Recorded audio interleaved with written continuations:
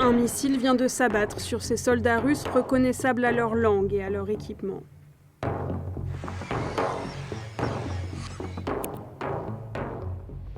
La vidéo a été filmée ici, dans la ville de Roustalny en Ukraine, une zone occupée par les forces séparatistes pro-russes depuis 2014. Quelques instants plus tôt, vers 18h, ils déchargeaient un stock de munitions.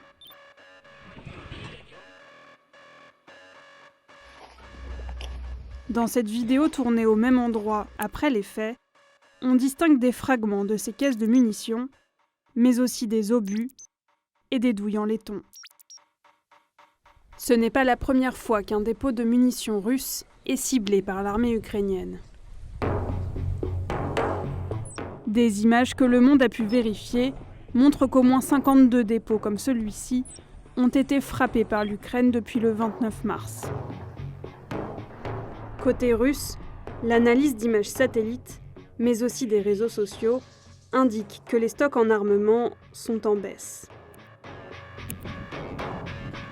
Et ce ravitaillement compliqué n'est vraisemblablement pas pour rien dans les échecs militaires de Moscou à l'automne 2022.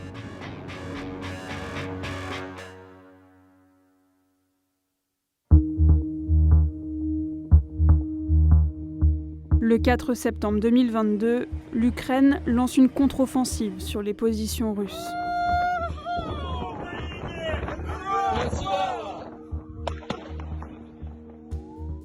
En 5 jours, elle reprend 2500 km² dans les environs de la ville de Kupiansk, une ville située au croisement de plusieurs lignes ferroviaires majeures. Or, l'armée russe est dépendante de ces lignes ferroviaires. Ces bases de stockage d'armement y sont reliées, mais aussi ces usines de blindés et de missiles. En Ukraine, où l'écartement des rails est le même qu'en Russie, Moscou a aussi installé des dépôts de munitions. Ce sont ces dépôts qui sont la cible répétée des missiles de Kiev. Selon des analystes spécialisés, il en existe entre 100 et 200 sur le front ukrainien. Nous avons pu collecter les preuves qu'une bonne partie d'entre eux, au moins 52, ont été frappés par l'Ukraine depuis le 29 mars 2022.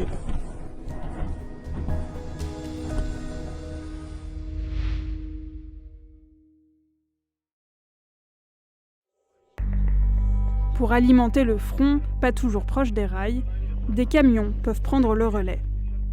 Entre 3 et 4 000 ont été déployés par la Russie, soit un rayon d'opération d'environ 160 km au-delà des chemins de fer.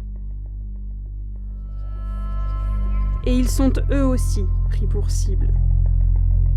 En octobre 2022, un décompte fondé sur des images authentifiées dénombrait environ 1600 camions perdus. De quoi déstabiliser l'adversaire, mais surtout saper le moral de ses troupes. Quand le dépôt de Roustalny part en fumée, voici comment réagit ce blogueur servant dans les forces séparatistes pro-russes. Ces entrepôts fournissaient notre artillerie en munitions, ce dont notre ennemi était parfaitement informé. De toute évidence, notre artillerie va devoir se contenter quelque temps d'une ration de munitions de misère. Mais les frappes ukrainiennes ont-elles vraiment fait diminuer les stocks russes de munitions et d'équipements ? Les Ukrainiens avancent que presque la moitié de l'arsenal russe a été décimée en 8 mois de guerre, à raison notamment de 20 000 obus tirés chaque jour, contre 6 000 de leur côté.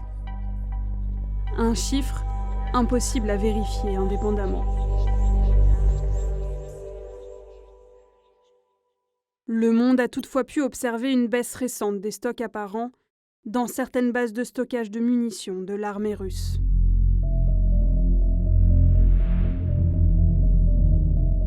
Dans cette grande base, située à 600 km du front, la plupart des stocks de munitions est entreposée en plein air.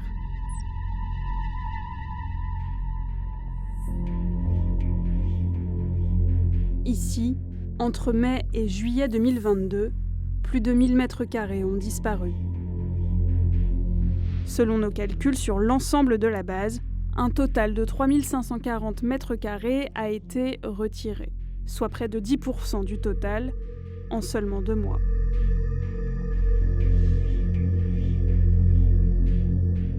Dans cette autre base, proche du front, on voit cette fois que le nombre de camions et de blindés diminue entre le 7 mars et le 2 juin 2022. Dans cette zone entre les deux périodes, 44 véhicules sont manquants. Au total, sur l'ensemble de la base, 221 véhicules sont absents. Sur la plupart de ces bases, les munitions sont toutefois stockées en intérieur. Difficile donc d'en tirer des conclusions à l'échelle nationale. Mais une certaine impatience se fait sentir au plus haut niveau de l'État. Fin septembre 2022, Vladimir Poutine fait le ménage, le général chargé de la logistique de l'armée est démis de ses fonctions. Et le président russe donne le ton. Организациям ОПК необходимо в самые кратчайшие сроки обеспечить поставку требуемого вооружения и техники в войска, средства поражения. Sur les réseaux sociaux, ce fabricant de véhicules militaires multiplie les annonces pour recruter du personnel.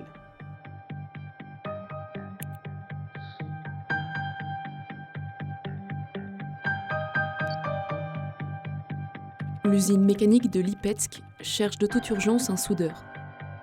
Certaines usines vont jusqu'à imposer des journées de 12 heures aux ouvriers et à faire tourner les chaînes de production 24 heures sur 24.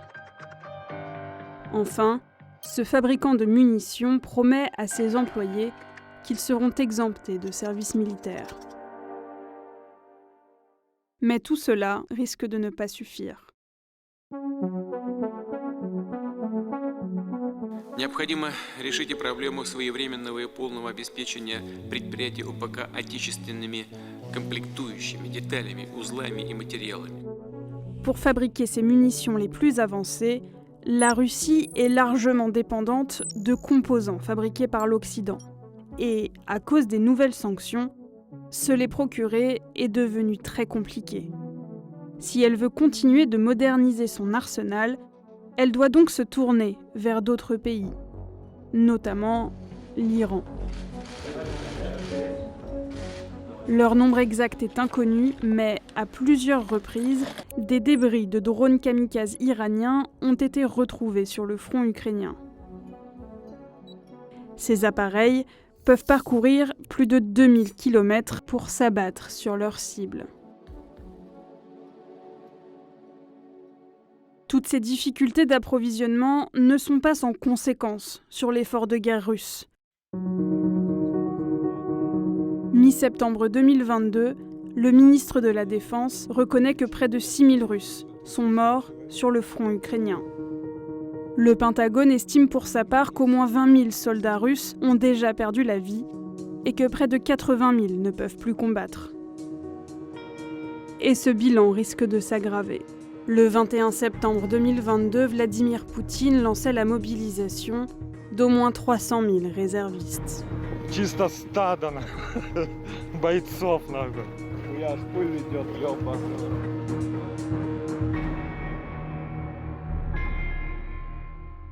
Bonjour, je suis Liselotte de la cellule Enquête Vidéo. Si vous voulez nous donner votre avis et nous poser des questions sur cette enquête, on vous invite à venir sur notre serveur Discord dédié. On vous met le lien en dessous de la vidéo.